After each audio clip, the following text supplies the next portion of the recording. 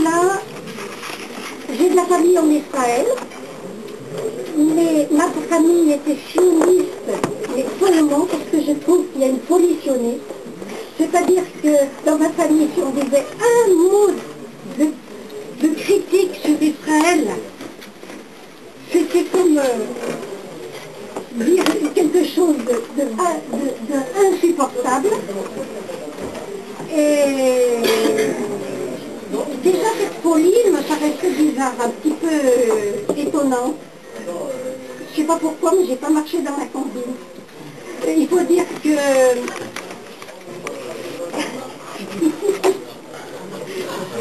je suis allée plusieurs fois en Israël et j'ai vu chaque fois des scènes qui me choquaient.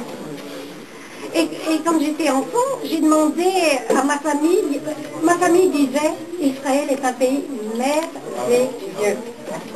Et si seulement il n'y avait pas les Arabes. Alors, je leur demandais, et pourquoi les Arabes? Eh bien parce qu'ils disent qu'on les a chassés.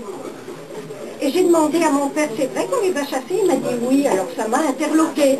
Et depuis, j'avais cette phrase en tête, on a chassé les Arabes, il est normal que ça se passe. Ça m'est resté dans la tête. Et quand chaque fois que j'allais en Israël, je regardais les réactions des Palestiniens autour de nous, et je sentais une hostilité. Je me souviens d'un vieillard qui... Ma famille parlait hébreu, marchait dans la rue.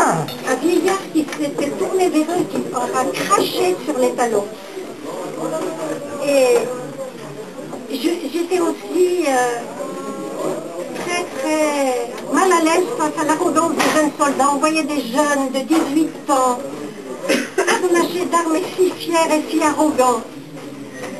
J'ai vu une scène où les jeunes soldats arrivaient vers... il y avait des Arméniens qui voulaient commémorer le génocide arménien. Je me suis fait expliquer tout ça par la famille parce que je ne comprenais pas bien. Il y a les jeunes soldats qui sont arrivés, qui ont attrapé la table où étaient tous les papiers, tout ça, et qui ont tout foutu en l'air, piétiné, demandé aux Arméniens de s'en aller. Et je ne comprenais pas, parce que les Juifs, ils nous en disent tellement sur leur génocide, alors pourquoi les Arméniens n'avaient pas le droit de commémorer le leur? J'avais cette impression qu'il n'y en avait que pour les Juifs. Voilà. Et puis, mais j'étais mal à l'aise, mais je ne me mêlais pas de ce conflit. J'espérais qu'un jour ça s'arrangerait. C'était très compliqué. On m'avait toujours dit que c'était très compliqué. Et puis quand j'ai vu que Sharon, en 2001, il arrive en Cisjordanie, dans les territoires occupés, qu'il détruit tout, il détruit les bâtiments administratifs, il détruit la police palestinienne, il détruit les ordinateurs, il détruit l'aéroport et le port de Gaza qui avait été construit par l'Europe. Il détruit des stocks de nourriture dans une région où les gens sont pauvres. Quand j'ai appris ça, alors là tout est sorti d'un coup, c'était en 2001, je me suis dit, c'est pas possible. Je me sentais isolée parce que je me sentais toute seule dans mon coin comme juive à penser des choses pareilles. Je me disais, si seulement il y en avait d'autres comme moi. Et j'ai entendu dire qu'il y avait une manifestation à Bruxelles devant l'Assemblée européenne. J'y suis allée, j'ai pris le car, je suis allée à Bruxelles. Là-bas, c'était pour demander, c'était en 2002, c'était pour demander la suspension des accords d'association avec Israël. Il y avait une énorme manifestation de gens mélangés, il y avait des Allemands, il y avait des Italiens, il y avait de tout. Et on criait dans les rues, et il y avait des vieux, il y avait des jeunes. C'était une des plus belles manifestations que j'ai vues dans ma vie. Et au cours de la manifestation, tout à coup, je vois une bande de vieux avec un panneau « Union juive française pour la paix ». Je dis, il y a des juifs, oh mais c'est merveilleux. Je leur ai coupé après, je leur ai dit, donnez-moi votre adresse. J'ai même pas regardé leur programme. J'ai mis leurs papiers dans ma poche précieusement. Arrivé chez moi, j'ai vite, je me suis inscrite à l'UJFP. Je savais même pas exactement ce qu'ils voulaient, mais c'était des juifs contre cette horreur. Voilà. Et puis après, j'ai appris qu'à Dijon, il y en avait. Il y en avait qui suicidaient, parce que c'est comme ça qu'on vous appelle, je crois. On vous appelle?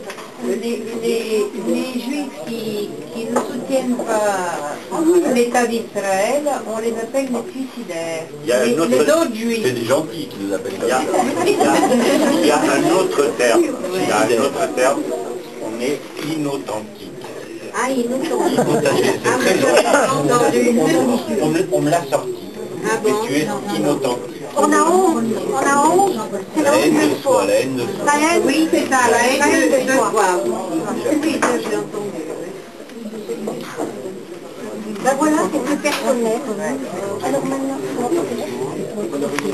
Ben, je vais aussi me présenter. Donc on n'est pas du même monde avec Evelyne, malgré tout ce qu'elle dit, puisque elle est ashkénaze et moi je suis séfarade. Hein. Donc déjà, il y a une différence quand même assez fondamentale entre les deux. Voilà. Bon alors je m'appelle Pierre Abécassis, je suis né juif donc en 1951 en Algérie.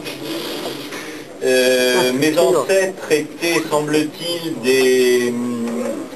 des gens qui ont été chassés, là je crois qu'on peut utiliser le terme, autour de 1492 du royaume d'Espagne et du Portugal, voilà, pour aller s'installer dans le Maghreb. Donc apparemment mes ancêtres étaient déjà en Algérie avant la colonisation.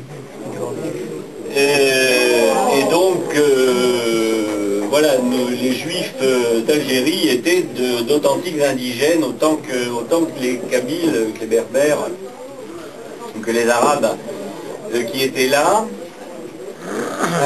avec comme différence importante que à la fin du siècle